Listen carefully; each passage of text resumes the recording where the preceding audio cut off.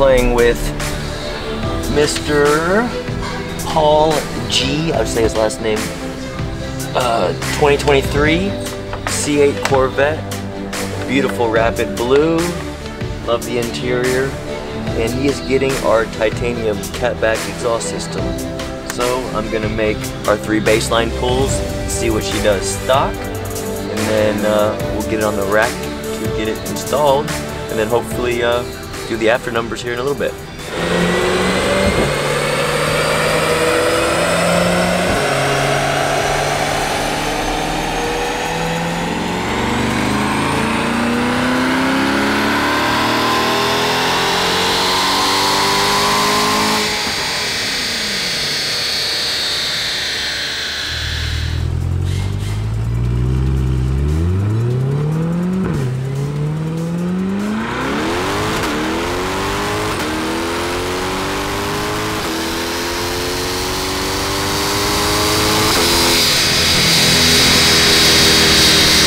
So we just baselined 2023 C8 Corvette, bone stock, 446, 428, 445, 428, 443, 424. So you can see average of around 445 rear wheel horsepower. He's getting our titanium catback exhaust system, stock cat, stock manifold. So we're gonna get it off the dyno now, get it installed, and see if we can't get this number hopefully closer to 460 rear wheel horsepower. We'll see.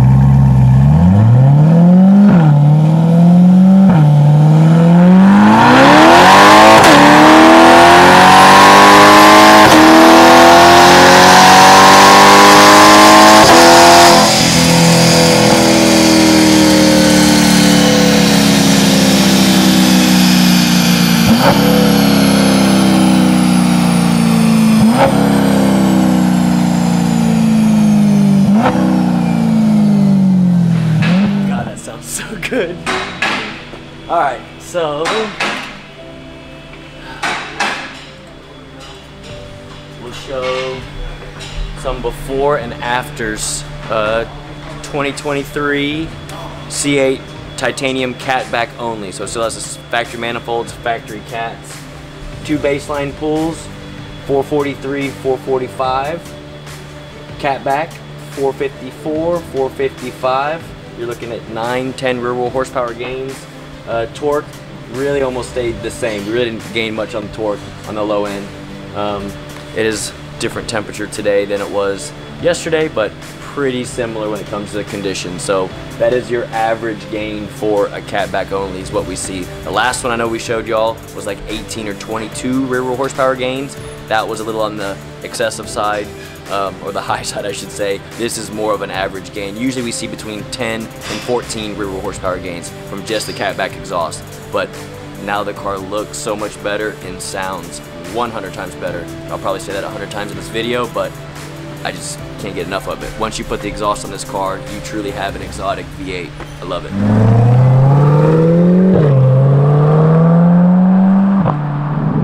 I'm gonna try to get a few 0 to 60s if I can.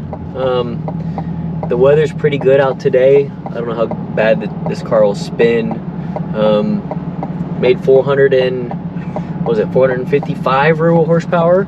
It's a little bit less than the last one we dynoed, but still great gains for just putting a cat back on it. It was a solid 10 rear wheel horsepower that we gained. But the sound is just, I know, like I said, I'll say it a million times. you drive this car now, the titanium exhaust looks like you're in an exotic car, and then the sound just sounds like you're in an exotic V8, even though it's a pushrod motor with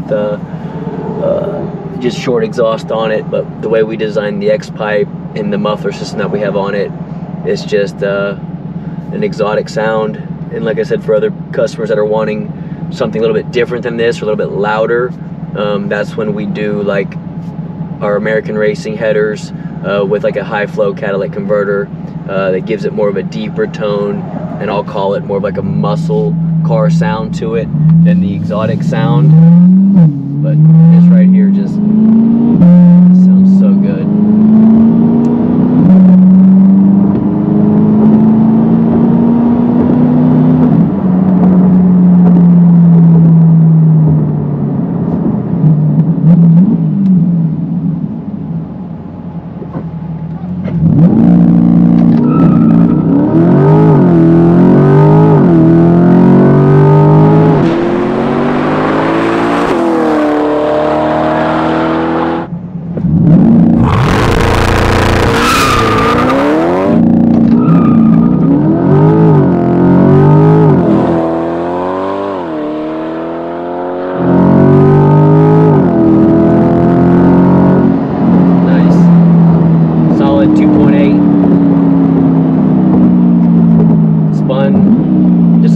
First gear, but like I said, traction with these cars, they're phenomenal. That's why I can't wait to test that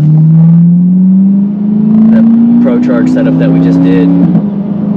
Obviously makes more horsepower than this, but I think it'll spin in first just like that, and then second maybe a little bit, but it hook up pretty good at the top of second, third, and fourth.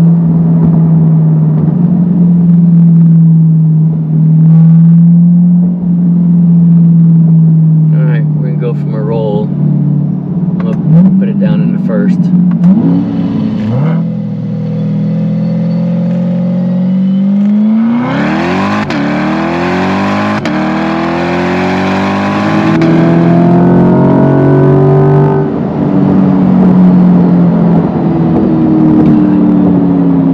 Yeah, it hooks and goes. Such a fun car. Now that GM's building more and more of these, you're starting to see them a little bit more on the road. So we've been doing quite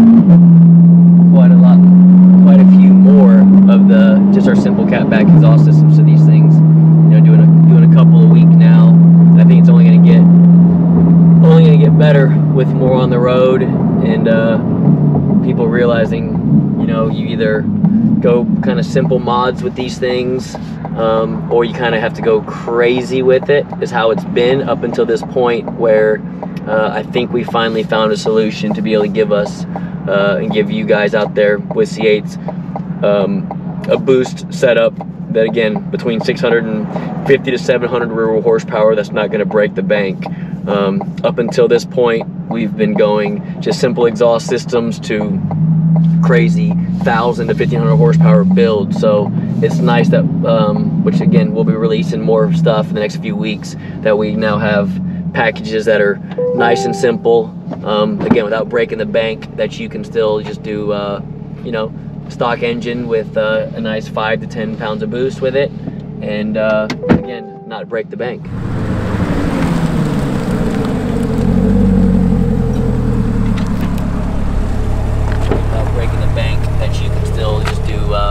You know, stock engine with a nice 5 to 10 pounds of boost with it, and again, not break the bank. How was that?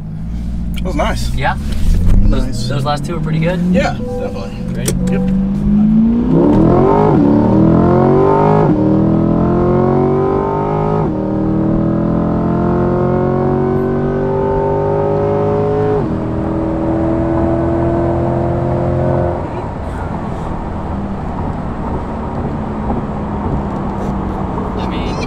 I mean, that's, Why is it that we like that? I don't, dude, like I said, it's only 450 horsepower, but dude, it's so much fun. And like I said, it dead hooks and goes. It's just, that's first gear, traction control off, in a 455 rear wheel horsepower mid-engine car on stock tires, it just sounds so good, and it still feels fast as crap to me. Like, I hate to say it, a C7 Z06 or a C7, it's either spinning a little bit too much if you're on a stock tire, right? So you don't feel that initial hit like this kind of did. And then, I hate to say it, the DCT transmission is what, to me, driving all the different cars, makes this so unique. The quick shifts, you don't feel the torque management layover, even though we tune the torque management out of some of the cars we build. It's just instant shifting with the front end you feel in the car the whole time you're accelerating. You never feel it layover for the shift. And to me, I think that's why this car feels so sick. Feels like grease lightning. Dude, you know, it's sick. that constant acceleration. Yeah, it just never stops.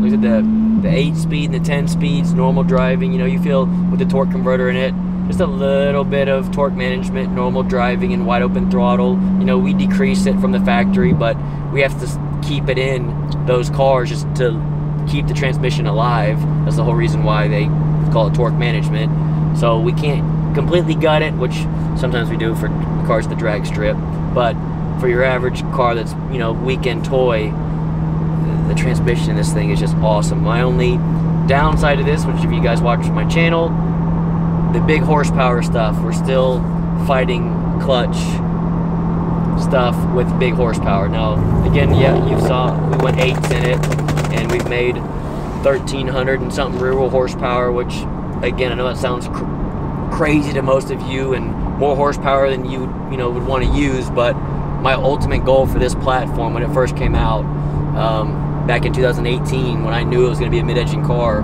was to be able to build this car like I used to build the Lamborghinis back in the day. There should be no reason why we can't make 2,000, 2,500 horsepower and the car still idle and drive like a stock car. No camshaft in it, so you're not at a stoplight chopping like crazy, unless you want to. But to me, just looking at this car, it just reminds me of an exotic, even though it's a GM. But yeah, the clutch has been my limiting factor, and I think once I get a clutch to hold 2,000 plus horsepower, then yes, we'll start breaking transmission parts, but that's just part of the game. I need a clutch to hold it first so I can find the next weak link. But back to this one, it's so much fun. There's nothing to worry about this one. You just stab and steer and you have nothing to worry about. It's easy horsepower for those that aren't experienced of trying to tame something wild like a C6 and also C7s. They're very raw, crazy cars. Yeah, so the yellow one we just finished up, it's a manual C7 Z06 making 740 rear wheel horsepower and over 800 foot-pounds of torque.